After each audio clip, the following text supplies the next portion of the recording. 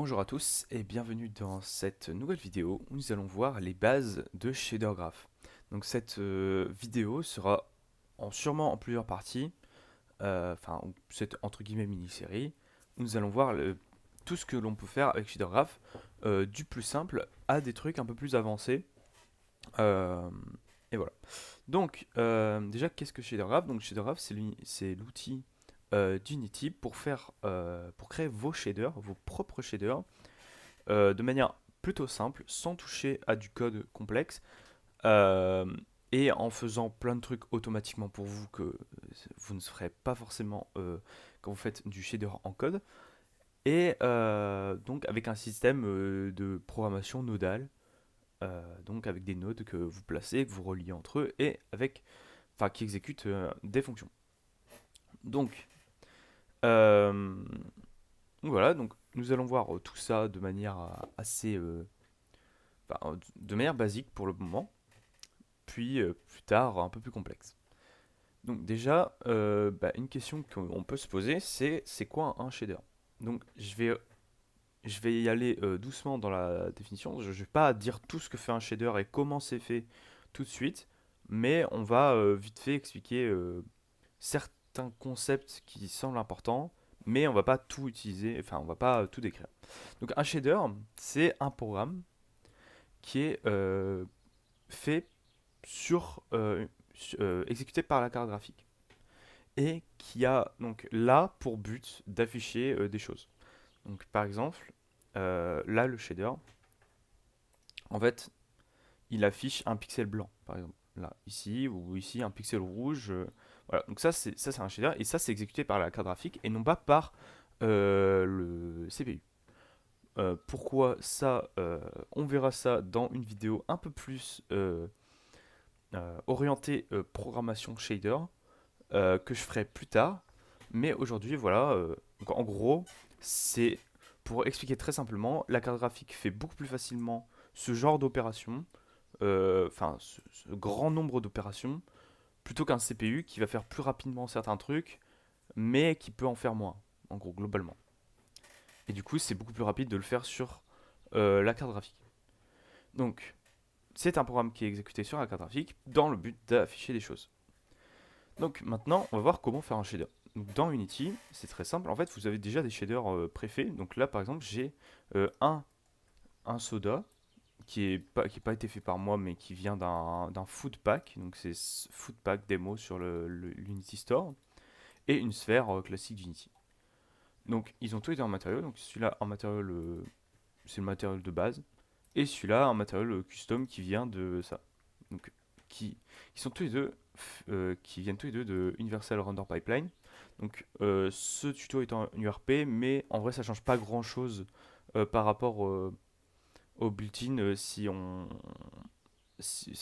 fait que du shader graph, ça change presque rien dans l'approche. Enfin voilà, ça va pas changer les nodes, etc. Euh, donc, euh, donc voilà. Donc là on va créer notre propre shader et donc nous allons faire clic droit, create shader graph. Et là on choisit le render pipeline, donc nous c'est URP. Et ici on a plein de shaders. Donc je vais pas parler des shaders là, mais on va parler des deux premiers. Parce que c'est entre guillemets les deux plus importants. Donc c'est des shaders. En fait, c'est deux types de shaders qui sont faits pour des fonctions différentes. En gros, le lit shader c'est le shader classique. Donc ces deux shaders là sont des lits. Donc en gros, un lit, c'est un shader qui va prendre en compte plusieurs informations, donc par exemple les ombres, etc. Et qui va afficher les ombres, faire plein de trucs en plus. Donc là, ici, euh, vous pourrez gérer le métallique, etc. Dans Unity, hein, je parle. Hein, voilà. Alors que le unlit, c'est un shader beaucoup plus simple et beaucoup plus rapide à calculer. Et c'est en fait c'est le but en fait. Le unlit, c'est vraiment pour les choses où vous n'avez pas besoin d'ombre, vous n'avez pas besoin de ça, bah vous faites un unlit et ça va prendre beaucoup moins de temps à calculer parce il va s'en foutre des ombres, etc. Donc nous on va faire un, un lead shader et on va l'appeler test. Hop. Et on va faire un material à partir de ce shader. On va faire clic droit, create. En fait, vous pouvez faire clic droit, create material. Et ça va créer un material en fonction euh, du shader. Enfin, oui, basé sur le shader plutôt, qui est ici. Donc le shader graph. Ou alors, vous pouvez aller dans ici, shader graph et test. Voilà, vous avez votre shader. Donc là, on n'a pas de truc pour custom, parce que c'est normal, parce que notre shader n'est pas encore fait. Donc on va appliquer le material ici. Hop, on va le glisser dans le mesh renderer, et vous voyez que là c'est gris. Pourquoi c'est gris? Parce que le shader n'est pas fait pour prendre en compte une texture, le shader n'est pas fait pour etc etc. En fait, ça c'est vraiment le shader de base d'Unity.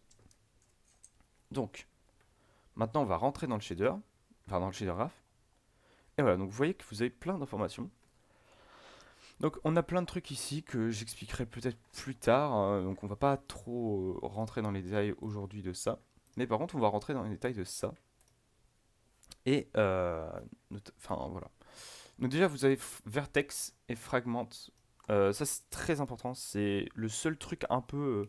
enfin c'est même pas technique, voilà, mais que je vais expliquer. C'est qu'en fait un shader a deux programmes. Enfin deux programmes, il y en a un peu plus, mais on va dire qu'il y a deux programmes entre guillemets. Un programme vertex, un programme fragment. Et ça, c'est un des trucs les plus importants à comprendre en shader. C'est quel programme fait quoi et pourquoi faire certaines choses dans l'un et pas dans l'autre. Du coup, en fait, le vertex, il fait quoi? Il fait tous les points du mesh. Donc vous voyez que, par exemple, si je vais ici et que je me mets en wireframe, comme ça c'est un point, et ben il va exécuter une fonction sur un point.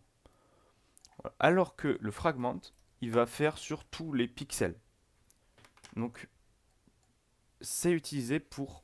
euh, en fait, c'est plus rapide de le faire dans le vertex, mais si vous faites tout dans le vertex, vous aurez beaucoup moins de précision, vu qu'il va calculer uniquement par point. Puis après, il va interpoler. Mais du coup, si vous voulez, si vous faites un truc là, sur ce point-là, et un truc là, sur ce point-là, et que là, il y en a... Enfin, imagine un reflet. Ici, ici, il n'y en a pas, ici, il n'y en a pas, ici, il n'y en a pas, ici, il n'y en a pas. Bah, en fait, et que en fait le reflet ici, bah il va pas s'afficher si vous le faites en vertex. Parce que du coup il va interpoler 0, 0, 0, 0, ça fait 0. Alors que peut-être que sur ce pixel là il y a un reflet. Voilà, donc globalement c'est un... Je vais pas rentrer plus dans les détails, mais globalement c'est ça. Mais par contre c'est beaucoup plus rapide de faire via le vertex shader. Parce que bah, forcément vous avez moins de points que de pixels à l'écran. Donc maintenant, on va voir certains trucs. Donc, d'abord dans le fragment, donc la base color, c'est la couleur, hein, c'est la couleur de base de l'objet. Ça, on verra plus tard. Métallique. Donc le métallique, en gros, alors c'est des définitions, c'est pas des définitions précises que je donne, mais c'est un peu simplifié.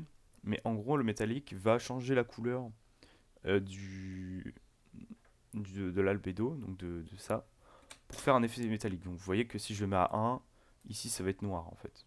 Enfin ça va être noir et le reflet va être beaucoup plus visible.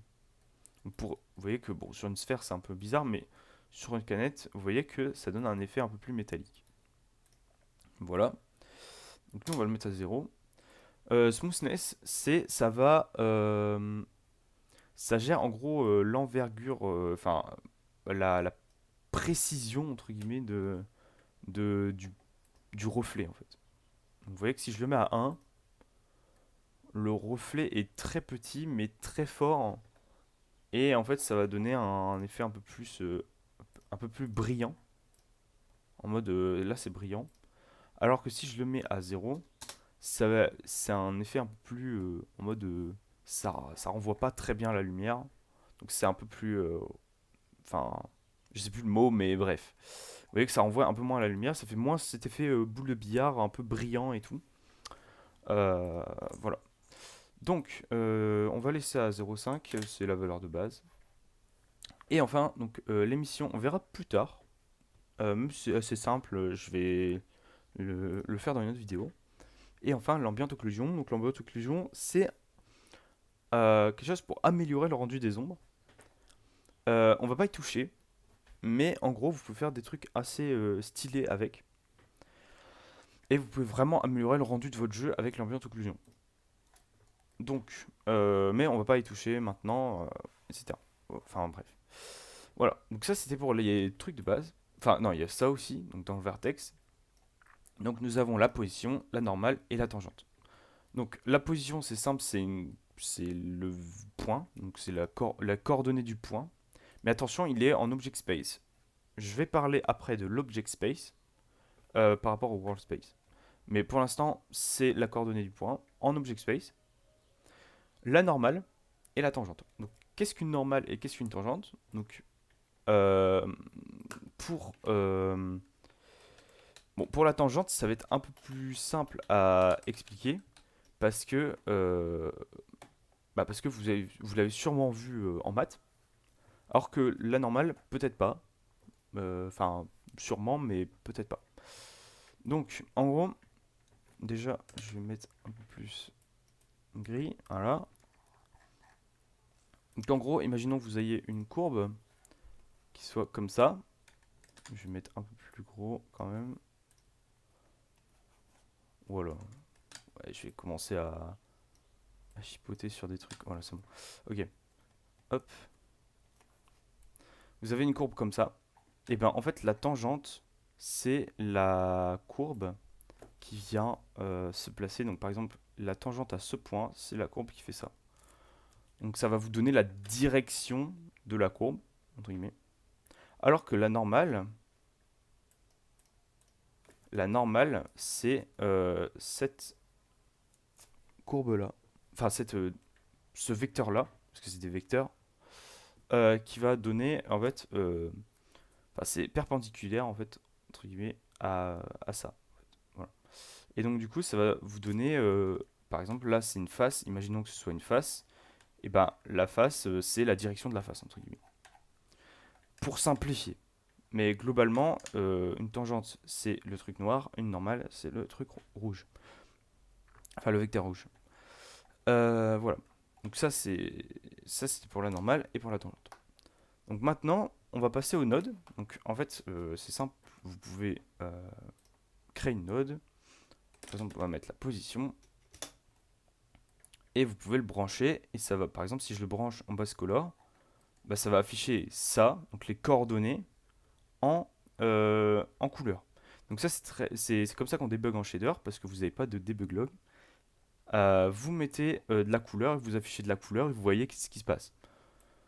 Euh, donc là, par exemple, je vais afficher les coordonnées du monde. Donc, tac. Et vous voyez que, en gros,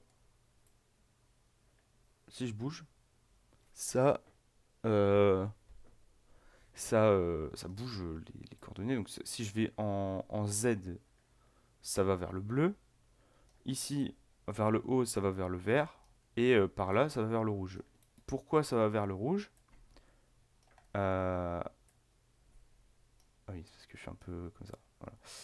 Bref, pourquoi ça fait ça? Parce qu'en fait, tout simplement, la coordonnée X, elle est stockée dans le rouge. R, G, B. En fait, c'est pareil que X, Y, Z. Voilà. Donc, en gros, R, X, G, Y, Z, B. Donc voilà, si on va vers le Z, ça va vers le bleu. Et donc vous voyez que là, c'est les coordonnées des points dans le monde. Sauf que, du coup, en object space, c'est par rapport au référentiel de l'objet. Donc en gros, ça bouge pas. C'est vraiment par rapport au référentiel de l'objet. Vous voyez que là, 0, 0, c'est là où il y a le centre. Enfin, l'origine du point, le point de pivot.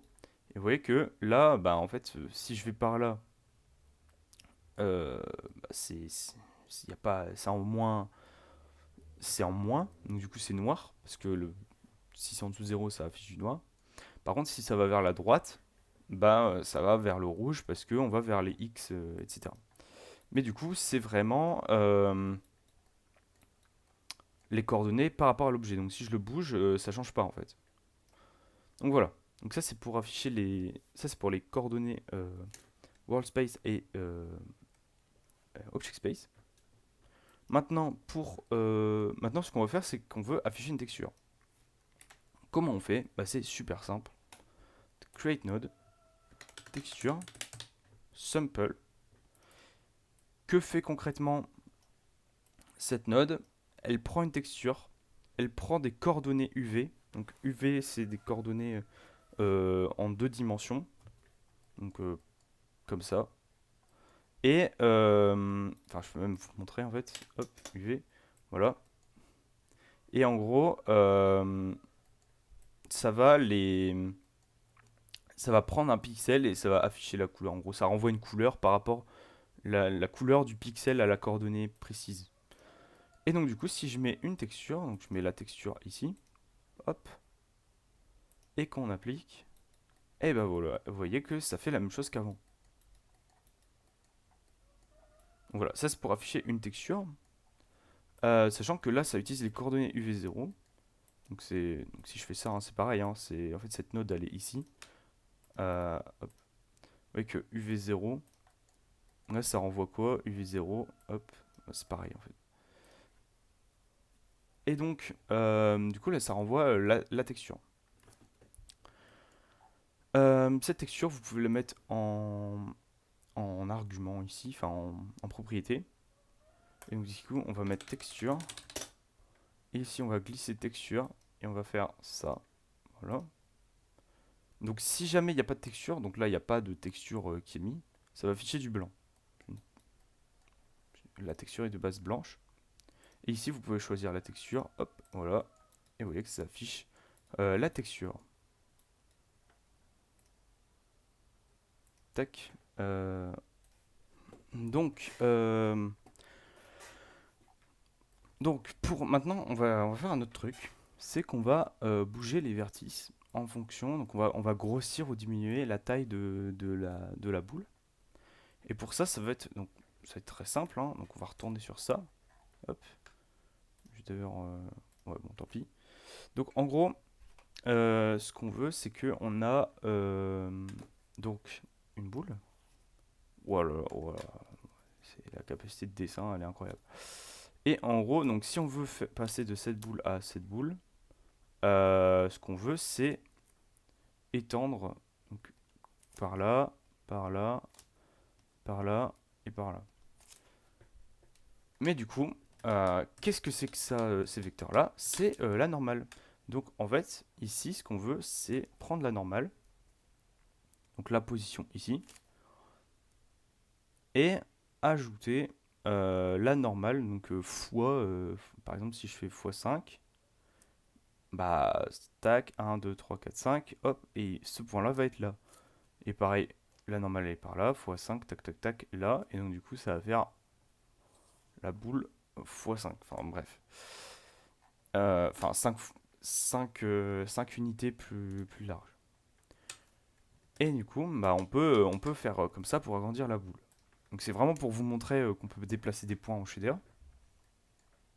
Donc, du coup, ça c'est un truc qu'on va faire dans le vertex shader. On va prendre la position. Comme c'est un object space qu'on va bouger, bah, c'est par rapport, parce qu'on veut bouger par rapport au centre ici.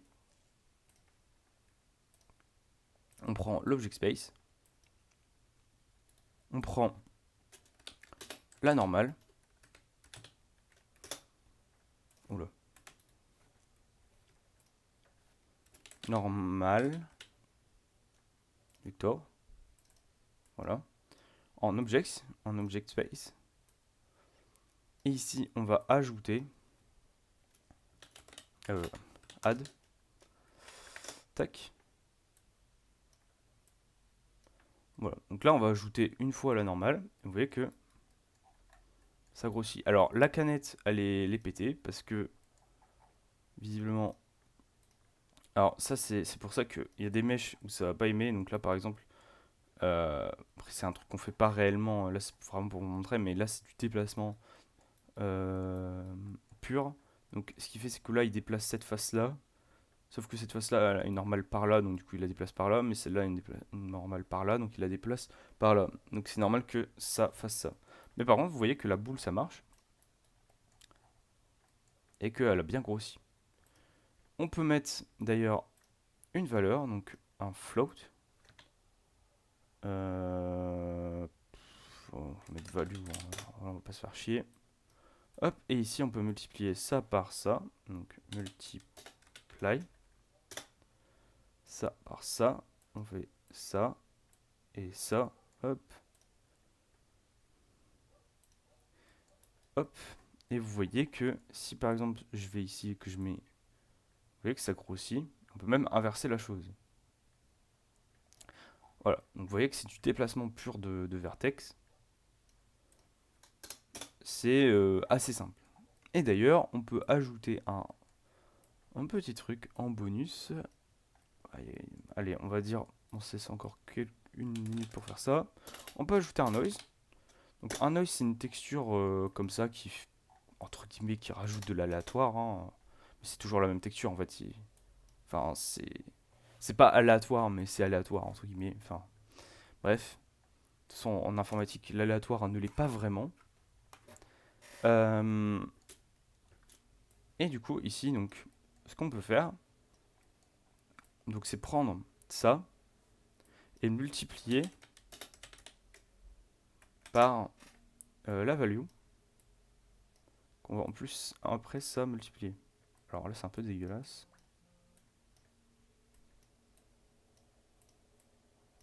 Voilà. Donc en gros, on prend un noise.